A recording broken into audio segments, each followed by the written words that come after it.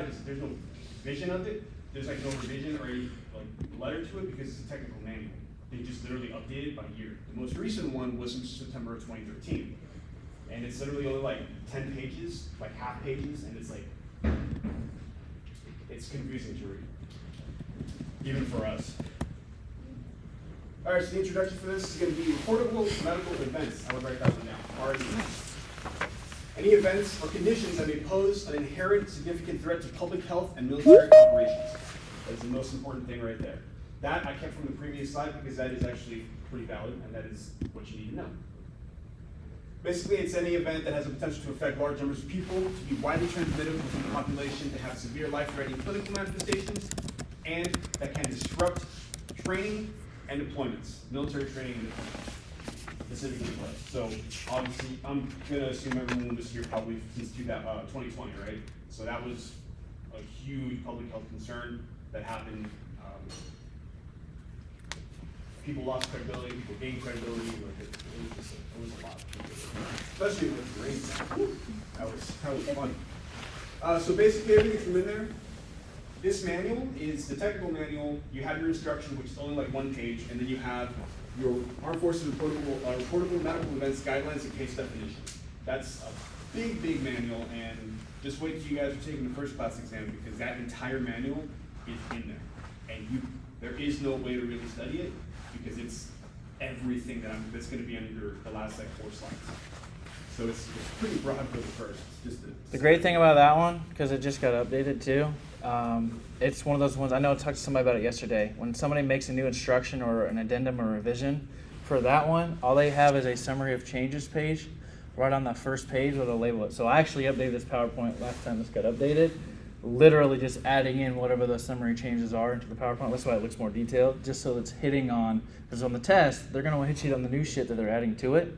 So pay attention, especially to the summary of changes pages when they come out. Yeah, and with that, I'm going to explain as to why the dates and the suspected reported things like that. I'm going to explain why I removed some of that and replaced it in another section of the slides. So basically, that publication there, just like each one said, is all your definitions. So like finding it from the suspected because you think that it's something, probable because it's showing more epidemiological signs. It's like signs, like hey, somebody's actually like coughing up something. And then confirm. Confirm is obviously going to be lab results, right? You have to confirm it. You take a food sample or take blood or sputum or whatever, right? The purpose of this, a whole bunch of stuff on here, not really anything major, but it's based off of that instruction right there, which is that instruction 6220.12 Charlie. Last time that was updated, I want to say it was 2010. Admiral Robinson was still around, I believe, 2008, 2009.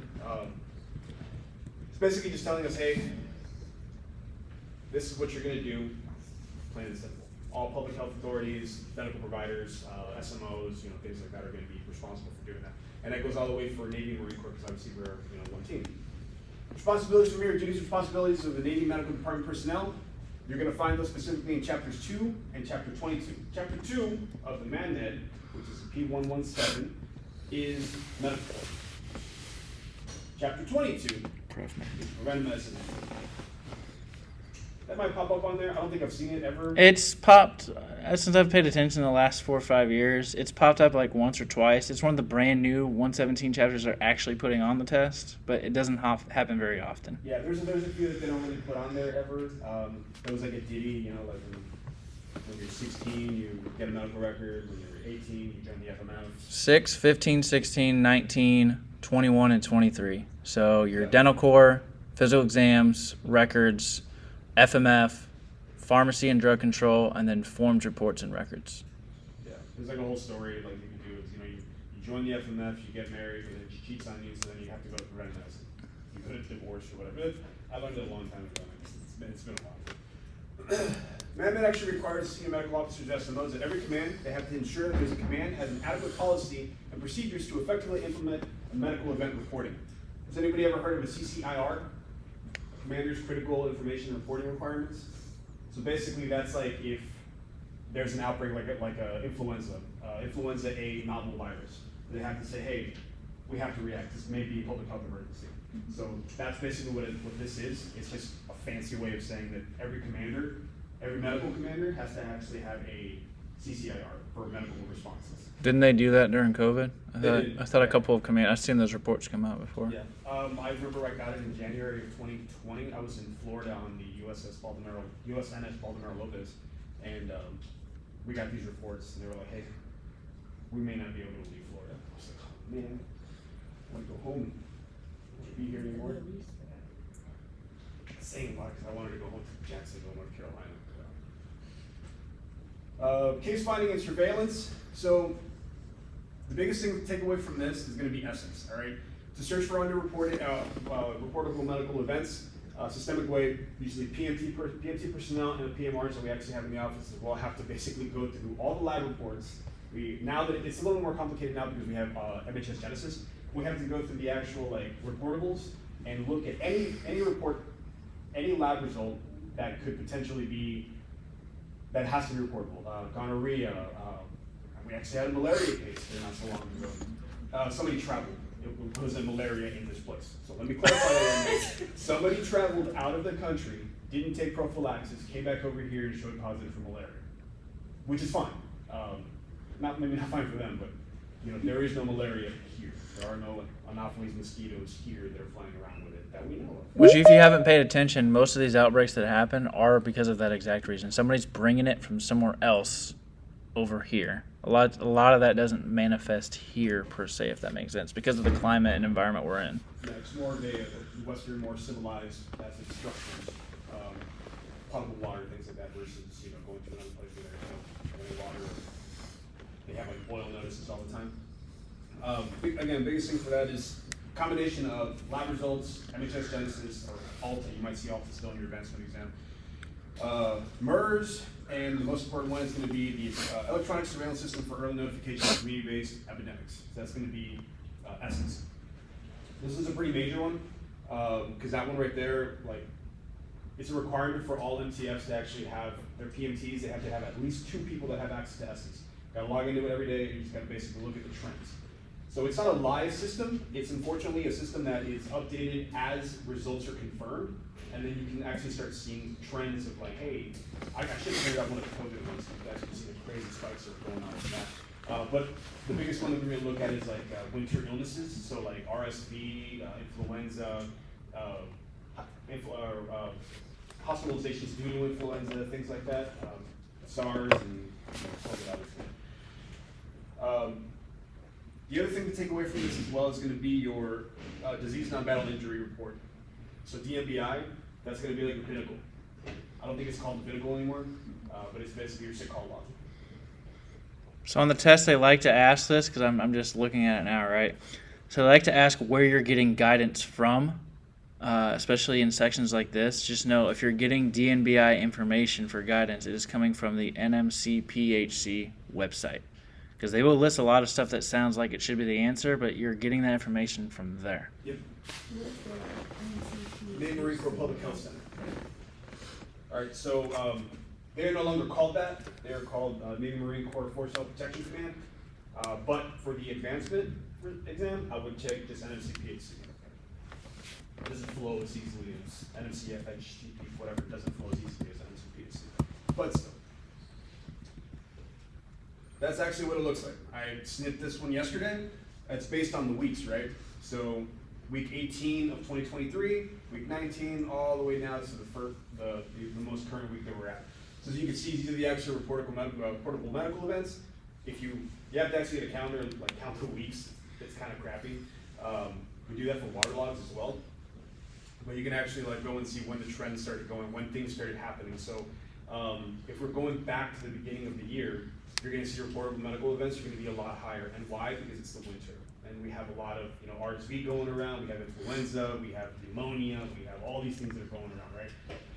That's a So is this for one condition, or is this for all of that? This is broad, just for overall the reportable medical events. So when you actually get in there, you have violent crime ones, so gunshot wounds, you have penetrating injuries, you have cold and flu-like symptoms, you have VGE, you have things like that. And this, the VGE one, the viral gastroenteritis, actually really helps out a lot, specifically when you're when you're trying to figure out if there's a norovirus outbreak, or food poisoning, salmonella, E. coli. Was it 3? That's one of the biggest. Let me double check here. I'll have to look back at the text I sent you. This is combined from the entire Navy and. I'm gonna look right here and see when I sent it to Air you. Force and, So it's a live system. Those are the ones I all held on, tracked. just The never Army put has in access to it as well. Their interface just looks a little bit different. But yeah, actually, we do have 2 PMRs here that work with us, Rodriguez and Josiah. They actually help out with putting into the Navy, the disease reporting, ER side, ER side, which actually is a couple of slides after this. And by us doing that, this gets updated. All right. Yep. 3 coins. Thanks, man. Basically, whenever it's the color, so if it's too high to meet the threshold, like for example, smallpox. 1 case of smallpox is an outbreak.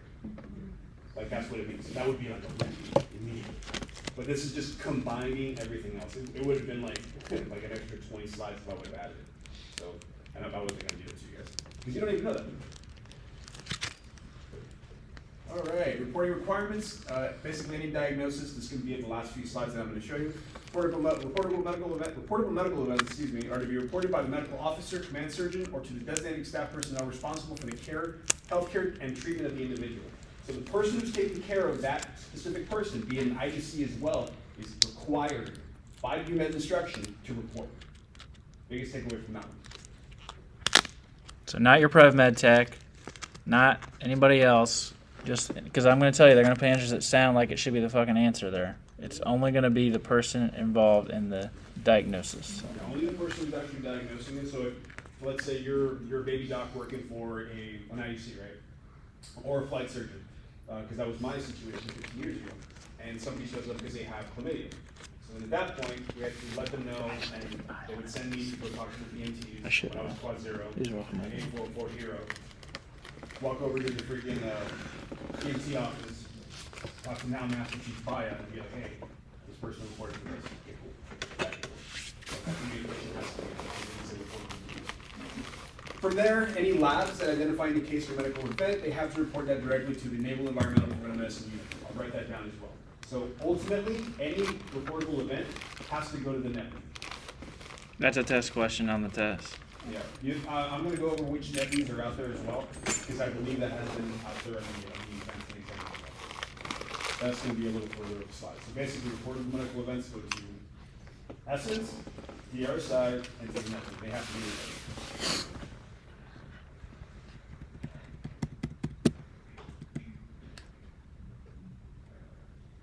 Sorry, there's a lot going on in the office today. Retirement ceremony, urinalysis, a whole bunch of stuff. All right, I will write this one down as well. So these are going to be your classifications for reportable medical events. Any case, diagnosis, medical event becomes reportable when it's been suspected, probable, or confirmed. Just like I mentioned a little while ago, the difference between suspected, probable, and confirmed. Suspected and probable is what you think is there because it's showing signs and symptoms, right? Confirmed is because, hey, somebody's got a bubo growing on the side of their flank that is black. What do you think that might be? Bubonic plague, caused by Yersinia pestis, by the flea carried by the black rat. So an easy way to think of this is those that might think they're pregnant, right? So if you haven't gotten an actual lab test done, just because you're showing symptoms, because you haven't had your period, you're gaining weight, whatever else, those are suspected and probable. And then once you get that actual lab test back, that's the only way to truly confirm that you are pregnant. Yeah, ultimately, labs, yeah, it's like it's ultimately labs is the only way that's going to confirm. And I'll get into the dates about that a little bit later. So the difference between suspected and probable? It's basically, if there's an epidemiological, like, it's basically like suspected is what you think it is, and then the person starts telling you more in the subjective portion of your SOAP note, right? They're like, hey, well, I did this, and yeah, I actually did have unprotected sex now that I think about it. Okay, so it's probably chlamydia or gonorrhea. So that's what you think that it is, what it actually might be, and then confirm based on labs. Sounds like you're It's just building. I should have taken a snippet of it, but in the actual instruction, there's like in the Armed Forces Reportable Medical Events Guidelines, there's an actual like snippet of how it actually works. So the more proof you have, the more it becomes from suspected to probable to confirmed. So it's almost like a subjective and objective of SOAP note, right? Subjective meaning like, hey, you just see what you think it is already right off the bat, how they're walking in, whatever else, and then as you get all of the symptoms and everything else there, then it's okay, this is probably what it is, and that's when you go into your assessment making that diagnosis. And then you can't close out your note, obviously, until your results come back in and you paste it onto your note. However they do it on Genesis now. I was the initial launch of Genesis in 2017. Not a fan. It's still bad. This is my third launch that I've been to. And it is miserable. Don't fire me, THA. So again, right there, just like it says right there, based on the clinical laboratory or epidemiological criteria. You guys ever heard of the CCDM, Control of Communicable Diseases on Men? I don't think it's on this bids, but it has been on the previous bids before, and that actually tells you like what to look for. It's a fantastic manual. Unfortunately, there's no budget for it because they're like $90 a piece. I just ordered my own, and they won't give us money for it. It's a really good reference to have, specifically when it comes to like trying to figure out what diseases are, what you're trying to fight, or what you're trying to help your IDC with, or provider with, things like that. And it also shows you the treatment. It's pretty rad. All right, conditions require a medical lab report, a MER, an NER, for either suspected or probable cases are listed in Appendix 6. This is a slide. This is one of the slides that I actually went ahead and changed. And that was because there were some that were, just like everyone said, it was updated actually in, I want to say in October or August of 2022. And the very beginning shows you what was changed, right? And that is correct. The only difference is the dates, all right? So at the very end of the slide, I'm going to show you which ones you have to report regardless, even if they're suspected or probable. Overall, they have to be reported regardless within 24 hours. However, the 30-day period, basically all that means is that if you put it in that it's suspected or probable, it has to be confirmed within 30 days. I thought we weren't allowed to put into MDRSI unless they are confirmed. You can put it in as suspected, specifically like syphilis, because syphilis gets really complicated. But you can put it in as suspected at first, as long as it's part of the reportable, and then you have, like you'll, on the left side of it, you obviously, I think you're too, right? Yeah. You'll see it on the left side of it, you have to like report on them. So basically you have to log in all the time. It's a lot of work, and Genesis doesn't make it any easier for us, but if you want to be PMT, combine. Okay, this is a bonus, if you guys want. But I'll get more into that when we actually get to the final, the last few slides of this, all right? So yeah, 24 hours for any of the ones that are going to be highlighted. 7 days for all that are not required to be reported within 24 hours, and then they all have to be confirmed within 30 days. 24 hours. Is there certain tests that take like up to like 30 days to get completed? There are a few. For the ones that we actually have, the tri-services actually said that, hey, we all think these are important. They're rapid tests for that. Yeah. So I know this is a really, really busy slide. All right, really, really busy slide. Unfortunately, I couldn't take this one out because it actually is pretty important. So, and this actually shows kind of what happened in 2020 and the fallout through with that, and the reason why, in the potential of anything coming up in the future.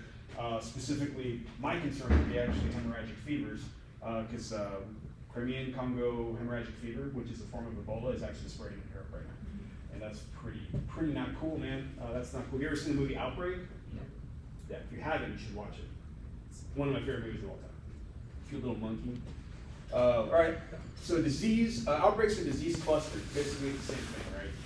It's just another way of saying it. It's a smarter, big brain way of saying it.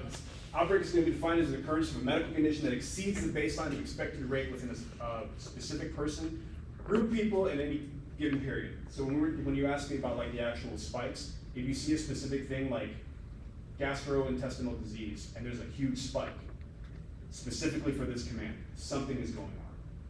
We don't know what, but that is triggering us in the preventive medicine department to be like, we need to look at the lab reports to see what's going on, because if there's a lot of people that are showing up with VGE stuff, they all have diarrhea or things like that.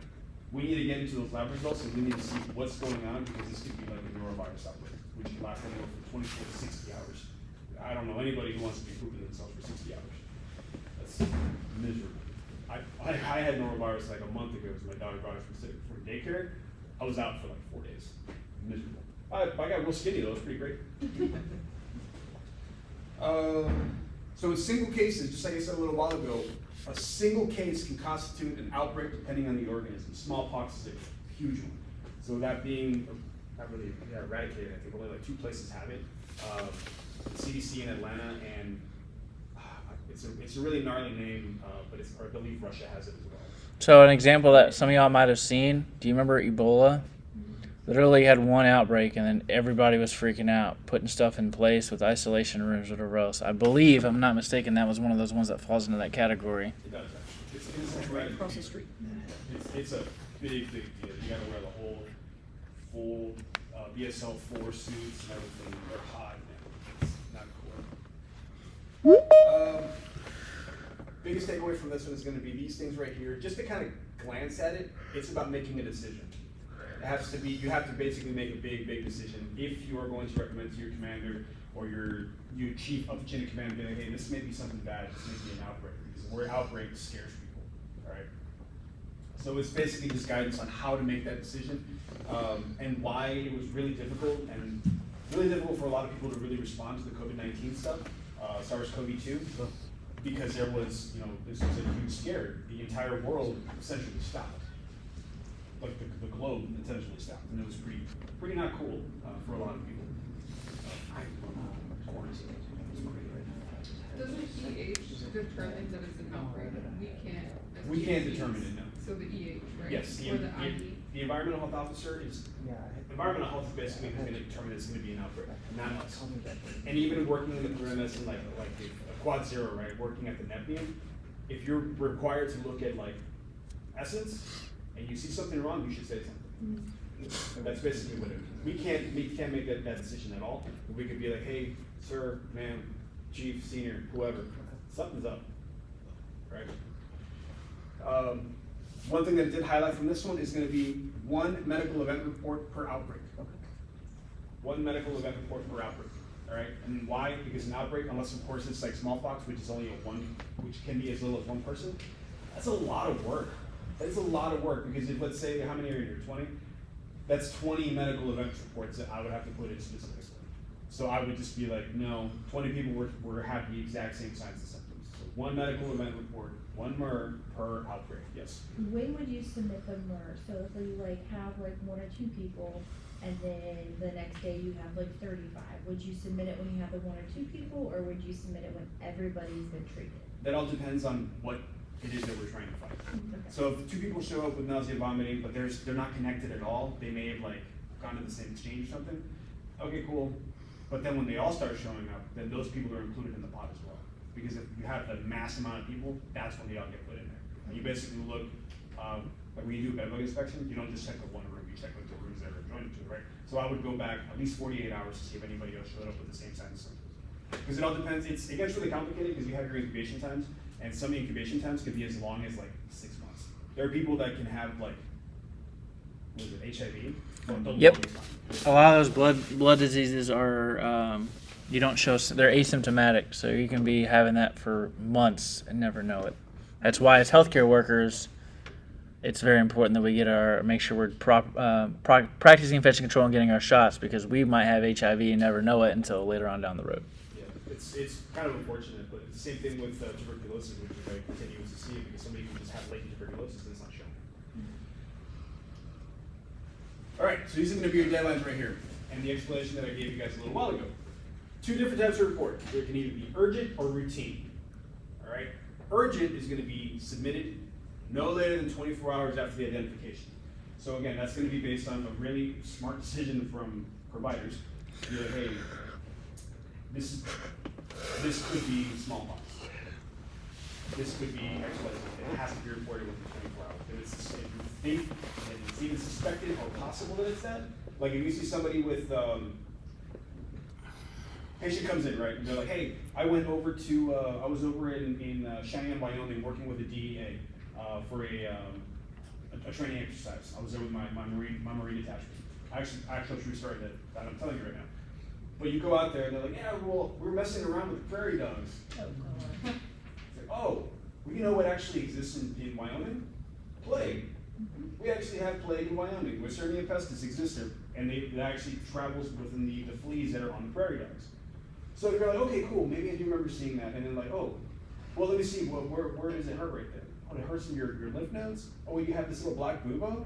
Oh, this is probably plague. Crap. You gotta report it. Like immediately.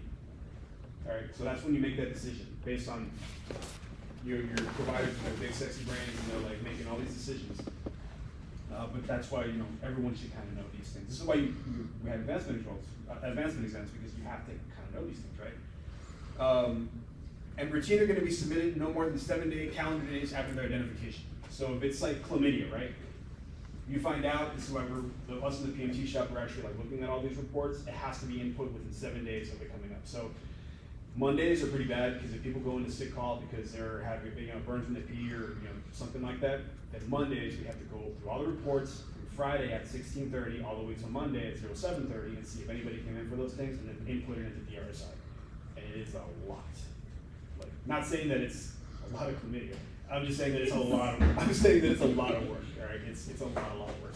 There is a lot of chlamydia. There's a lot of chlamydia. There's a lot. Actually, in Bremerton, when I was in Marine Corps Security for some time, we actually almost had a syphilis. They almost called it like an epidemic. They have it in It's back. Yeah, that's the Marine Corps for you. Chlamydia and syphilis at all-time highs. Yeah, actually, you're right. We did have that too. That was there. It's called syphilis syndrome. Yeah, it's pretty bad. Syphilis and Camp Lejeune is something else. I personally think it's because Marines are probably one of the ones that don't stay the cleanest at all, and they're just susceptible to getting all that shit because they just Ooh, lifestyle's kinda dirty. put their stuff in anything that's around. They're rash. Any events that require urgent reporting are going to be outlined in Appendix C of the Nmcphc Tm 6220. All right, and I'm going to go through those here. I think it's one of the next coming slides right now. DRSI, the Disease Reporting System Internet. DRSI, I write that down. DRSI. It used to be called NDRSI, Navy NDRSI, but it's no longer that. It's just DRSI because all three services have their own version, like ADRSI, AFDRSI, ARDISI. Now it's just overall just DRSI. DHA is making this huge change, and it's all just DRSI. It's the official system to submit. All right, PMTs are required to have this if you're permanently assigned to an actual MTF. That is the only way to submit them. The required way to submit it. All right. If you don't have that, the only other way that they can be submitted is going to be through phone, official naval message, or email to the nearest nephew.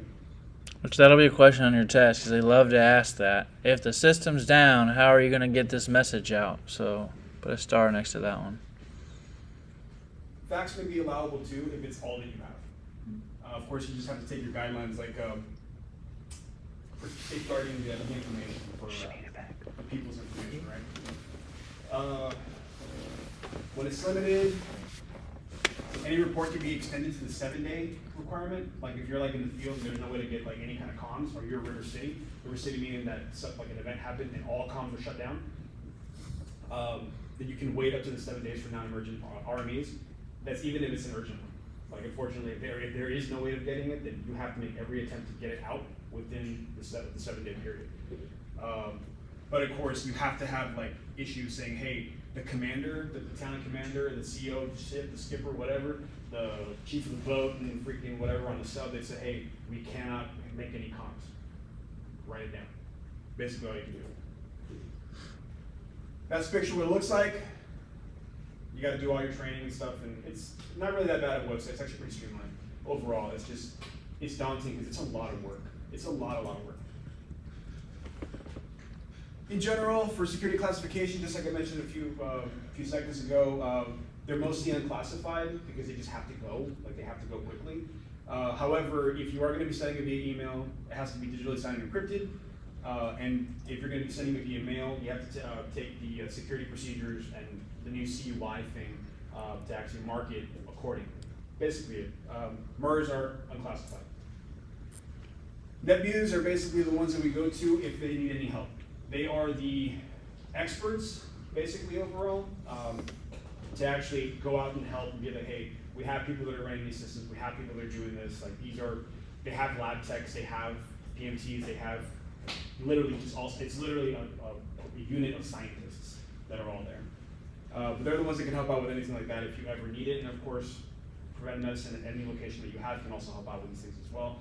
Where our experiences ranges from, a lot. So it's pretty broad. All right, so these right here are going to be shared with you guys, the new slides. But these are the ones that have to be reported within 24 hours. You can take a picture of it, it might be a little bit easier.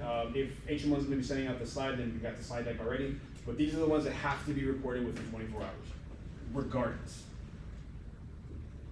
Is Shiganilla not on I believe it's not, no. 'Cause I think Shiga is on the next one for routine. it's within 7 days for that. Yeah, unless of course it's like a huge cluster. I think if it's a hemorrhagic, being like a enterohemorrhagic, then yeah, at that point it has to be reported immediately. But I think they clustered it basically into the hemorrhagic fever, so like Ebola and things like that. Yeah, any of these right here, plague, botulism, diphtheria, hemorrhagic fevers, influenza A novel, there's an entire page on that one that's specific, it's Appendix A actually, specific to like the guidelines for that, because influenza is still a huge thing. Spanish flu, COVID, it's a huge killer, even to this day. All types of malaria, so even we had to report that one person that showed up here with malaria. Measles, meningococcal diseases, meningitis, that's a huge one. Huge in like ships, training environments, college. So there's a big one. Actually, you have to have meningococcal vaccines in college. Any outbreaks or disease clusters, generalized plague, poliomyelitis,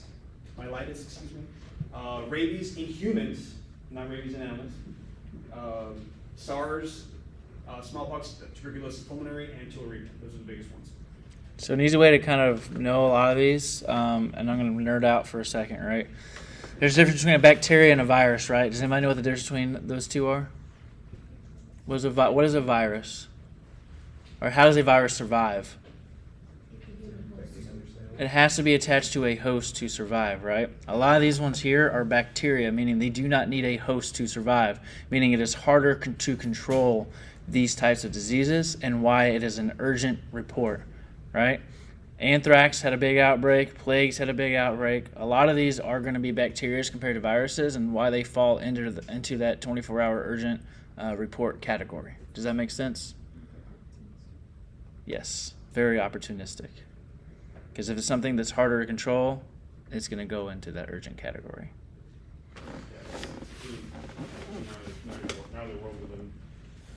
These are the ones you don't really have to worry too much about, but they do have to be reportable within 7 days. Cold injuries, heat stress, leprosy. Actually, there's a huge uptick in leprosy in Florida. It's really random. That's because Florida's the place where everything random and weird happens. It really is. Florida, man, is E. coli, Shiga toxic producing, specifically, is going to be that one right there, that specific subvariant. Dengue, hantavirus, basically your STIs, right? There is one that you're not going to see on here. Did anybody see it? It is an STI.